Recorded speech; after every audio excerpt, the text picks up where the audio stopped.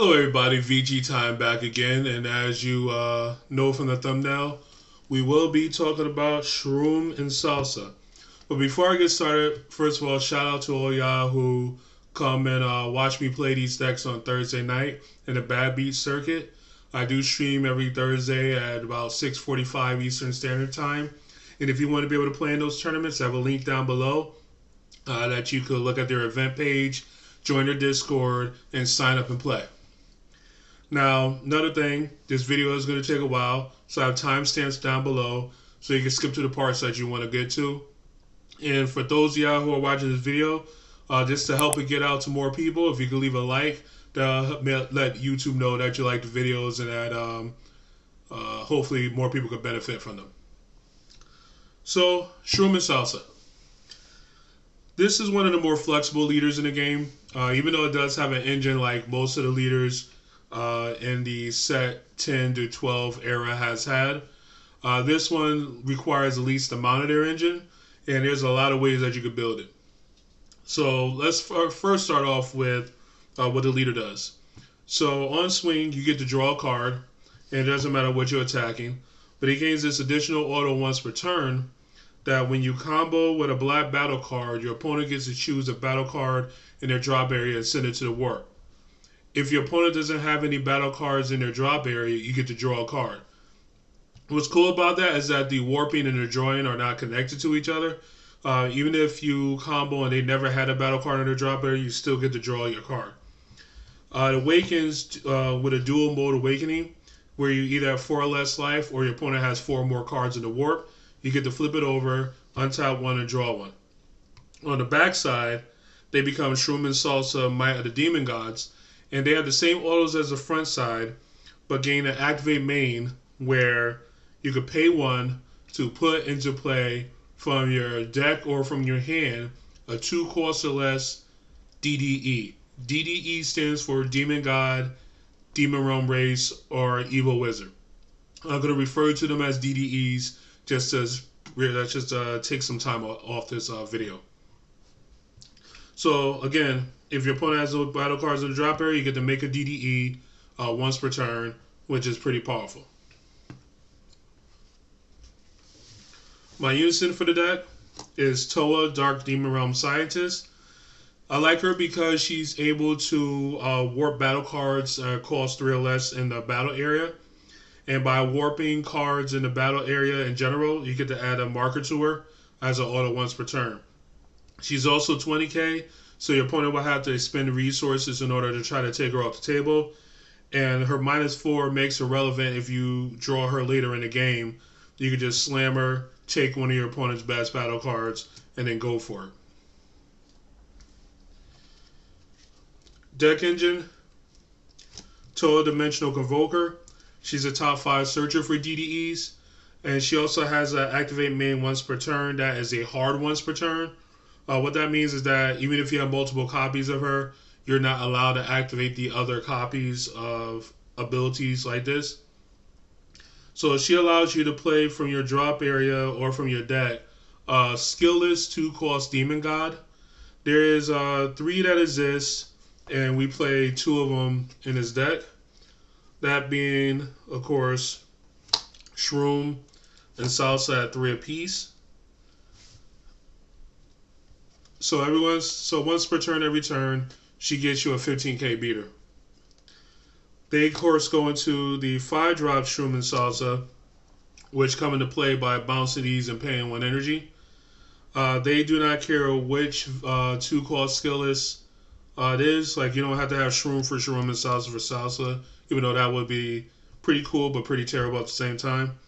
But these both have really powerful abilities that again goes with the graveyard manipulation. When they swing, you get to choose a card out of your opponent's a battle card out of your opponent's drop area, send it to the warp, and then if they don't have any battle cards in their warp, they get powerful effects. In the case of Shroom, he warps a battle card in your opponent's field. In the case of Salsa, you get to play a DDE from your deck or your hand with cost 2 or less.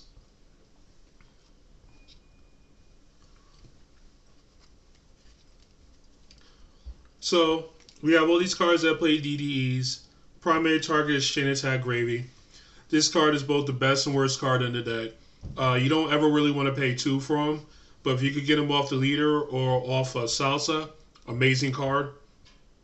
When you combo with a DDE during your turn, you get to draw a card, and it happens on the first combo. It doesn't have to be your leader attack or anything like that.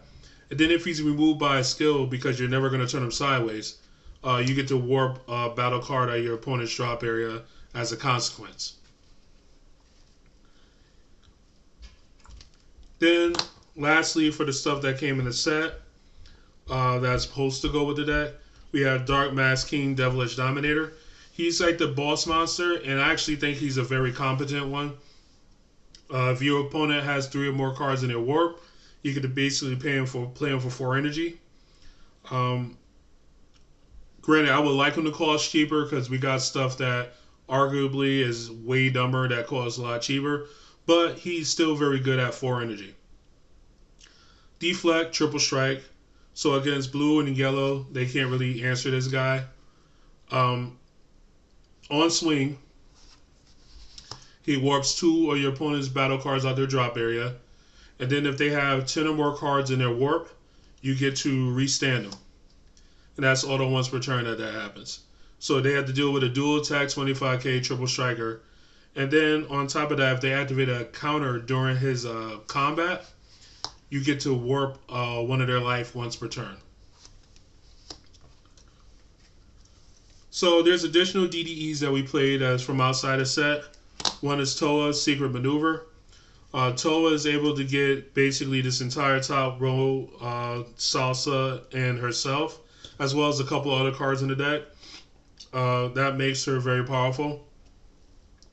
She does it on play as well as on swing, so if you could hit a few times with her, you're basically going to start plussing. She's almost like a bootleg Dende or something like that. Not Dende, Goten or something like that. Mechagabura, the Broken Seal.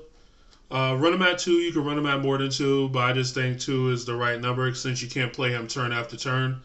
When you play him off the Shroom or the Salsa, that's amazing. Toa could also search him out from the deck. That's either Toa. So great card. Gravy. We run Gravy because he puts cards in your warp back into your drop. This is great against the mirror. It is also good because of Overwhelm package that I play in this deck. So getting into that, 3 copies of Demon God Demigrud True Power Unleashed. You Dark Overwhelm them. You get to warp a card on their battle area. You also get to draw a card, and then each swing, he warps a card out of their hand. He's also a 30k beater, so that makes him kind of difficult to deal with for certain colors. For instance, if you're going against red, they're going to have a hard time dealing with it. If you're going against yellow, it might take some effort. Blue don't really like their hand getting ripped, so he's pretty good card. Next, Overwhelm Secret Identity Mass Sand.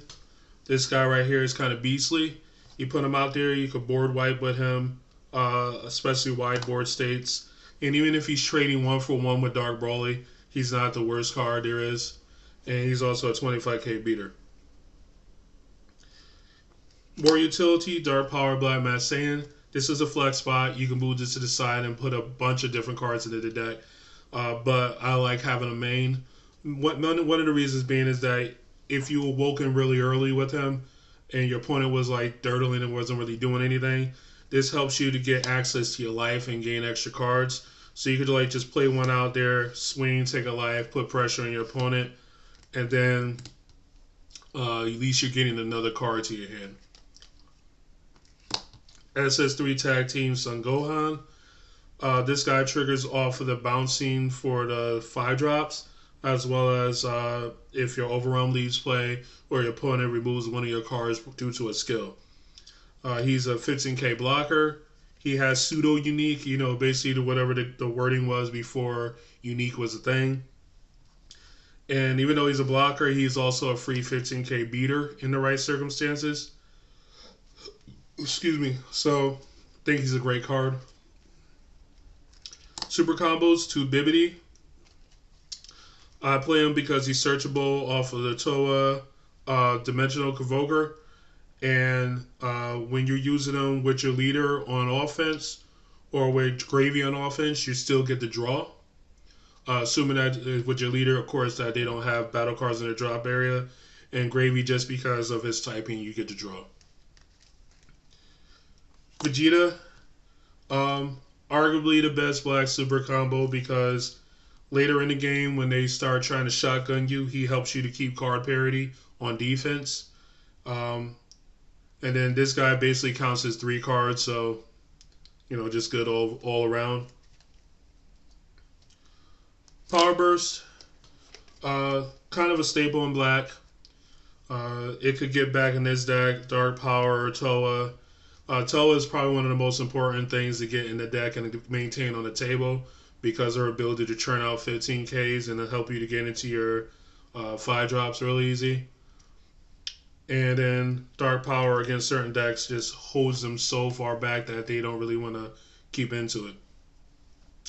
And then Protector of the People. This is also a flex spot. There's times when Max Power Kamehameha is in that spot, and that's a very good card as well.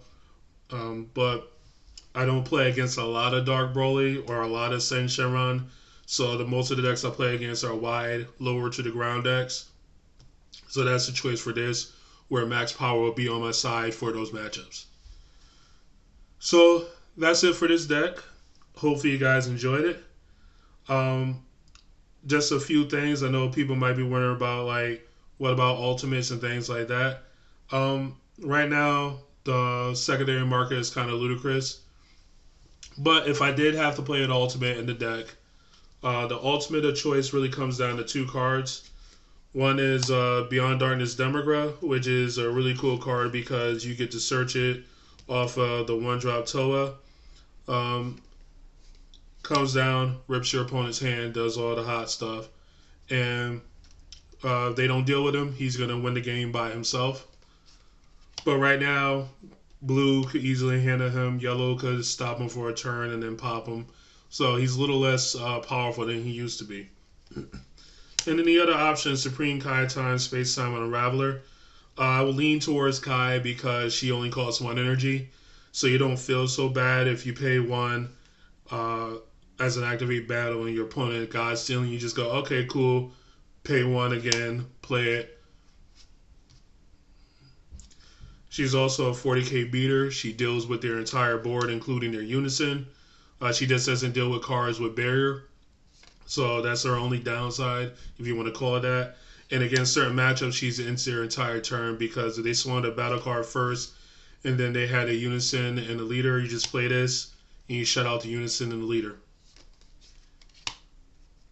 So keep that in mind if that's what you were wondering about ultimates. Again, catch me on Thursdays where I will be playing, in this case, this deck. And yeah, that's about it.